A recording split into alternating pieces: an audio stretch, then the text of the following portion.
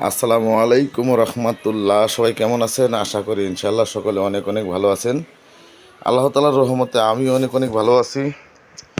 তো এই যে দেখতেছেন পেঁপে চারা, তো চারাগুলো নিয়ে আসছি। তো এখন জমিতে এখনও লাগাই নাই। তো এই যে দেখতেছেন চারা, এগুলো সব হলো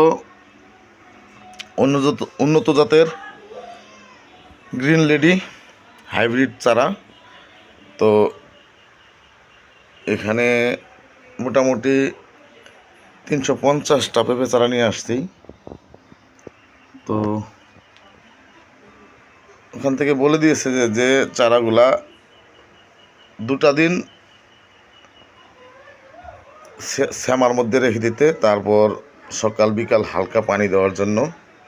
তাই আমিও 2টা দিন রেখে দিলাম।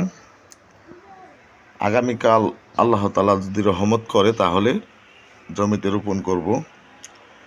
তো এখন জমি অবশ্য একদম ক্লিয়ার রেডি করছি, পেঁপে চারা রোপণ করব। তো চলুন যাই, দেখাই আপনাদেরকে যে জমি কীভাবে কতটুকু রেডি হলো দেখি। এপাশে সব মরিচ গাছ, মরিচ ক্ষেত। আর এই যে হলো আমার লটকন এবং সুপারি বাগান। আর এই জমিতেই পেঁপে চাষ করব, পেঁপে বাগান করব। জমিতে হালকা গোবর ছিটিয়ে দেওয়ার জন্য রেডি করা হয়েছে।